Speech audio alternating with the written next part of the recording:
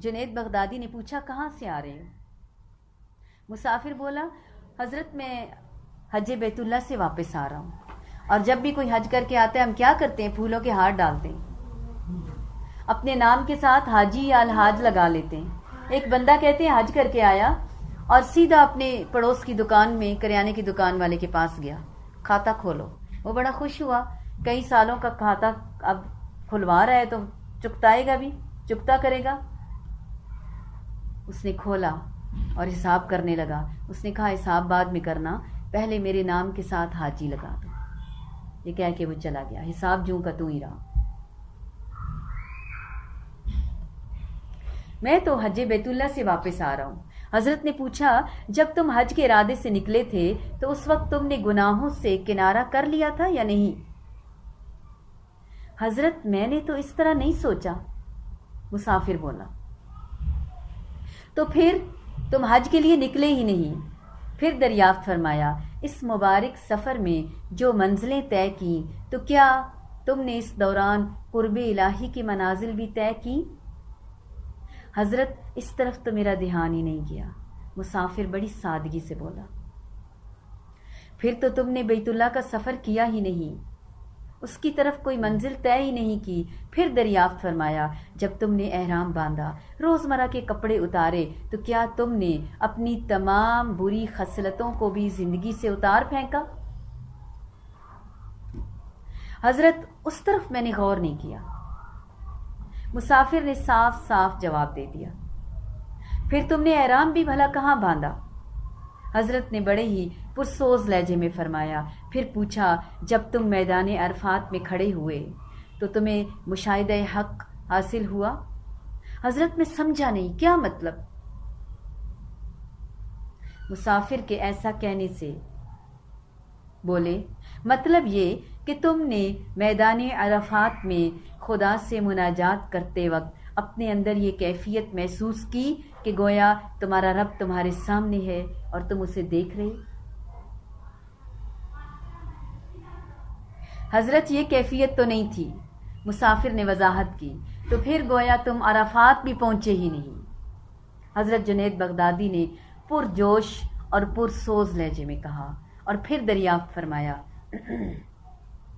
اچھا یہ تو بتاؤ جب تم مزدلفہ میں پہنچے تو وہاں تم نے تقرب الہی کو پا کر اپنی نفسانی خواہشات کو بھی چھوڑا یا نہیں؟ مسافر بولا حضرت میرا اس طرف بالکل دھیان نہیں تھا، میں نے کوئی توجہ نہیں دی، مجھے اندازہ نہیں ہے۔ پھر تو تم مزدلفہ بھی نہیں گئے۔ اچھا یہ بتاؤ جب تم نے بیت اللہ کا طواف کیا اس دوران جمال الہی کے جلوے اور کرشمے دیکھے؟ حضرت اس سے تو میں محروم ہی رہا۔ اچھا پھر تو تم نے طواف بھی نہیں کیا۔ پوچھنے لگے جب تم نے صفا اور مروہ کے درمیان سعی کی تو کیا تم نے صفا اور مروہ کے درمیان سعی کی حکمت اور حقیقت کو مقصود پایا؟ حضرت میں اس سے محروم ہی رہا۔ پھر تو تم نے سعی بھی نہیں کی۔ پھر دریافت فرمایا جب تم نے قربان گاہ پہنچ کر قربانی دی تو کیا تم نے خواہش نفس کو بھی راہ خدا میں قربان کیا یا نہیں؟ نہیں۔ پھر تم نے قربانی بھی نہیں کی۔ اس کے بعد حضرت جنید نے پوچھا یہ بتاؤ جب تم نے جمرات پر سنگریزے کنکریاں پھینکی اس وقت تم نے برے ہم نشین، برے ساتھی، برے دوست، بری خواہشات ان سب کو بھی اپنے سے الگ کر کے دور پھینک دیا یا نہیں؟ حضرت ایسا نہیں ہوا۔ مسافر نے سادگی سے جواب دیا۔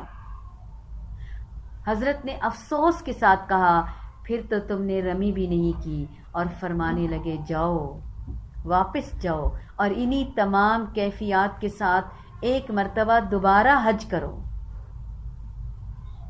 تاکہ حضرت ابراہیم علیہ السلام کے ساتھ نسبت پیدا کر سکو جن کے ایمان اور وفا کی خود قرآن نے شہادت دی ہے۔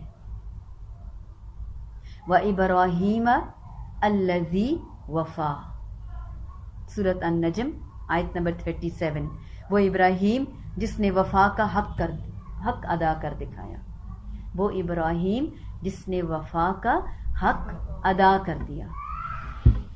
حکم تو حکم، خیال بھی سچ کر کے دکھایا، خواب بھی سچ کر کے دکھایا. قربانی کے موقع پر ہم ان دونوں باپ بیٹے کی آپس میں باتیں اور قربانی کو یاد رکھیں گے. صرف دمبے اور بکرے کی گردن پہ چھری نہیں پھیریں گے، وہ بھی انتہائی بے دلی سے یا سختی سے، محبت سے نہیں، نرمی سے نہیں. ہم ایسا معاملہ نہیں کرتے. نرمی سے معاملہ کرنا ہے، پیار کا معاملہ کرنا ہے. جانور کے سامنے چھری کو تیز نہیں کرنا، جانور کے سامنے تیاری نہیں کرنی کہ میں کیا کرنے جا رہا ہوں. جانور کے سامنے دوسرے جانور کو ذبح نہیں کرنا. جانور کو بہت سارا پیار کرنا ہے، پانی پلانا ہے، کھانا کھلانا ہے، پھر آرام سے. اور اس کے اوپر بہت سارے مردوں نے چڑھ کے بیٹھ نہیں جانا. اس کی روح نکلنے دینی ہے آرام سے.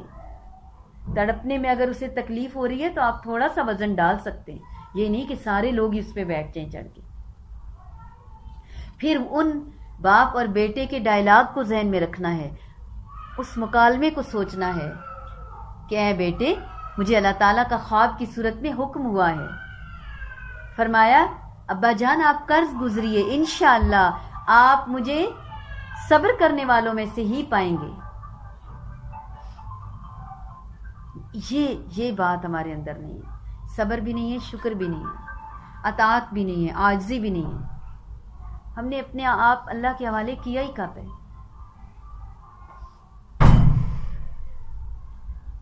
تمام تر کاموں کے بعد چھری چلائی. چل گئی تھی چھری؟ نہیں. ہم نے آج چھری چلانی ہے نفسانی خواہشات پہ،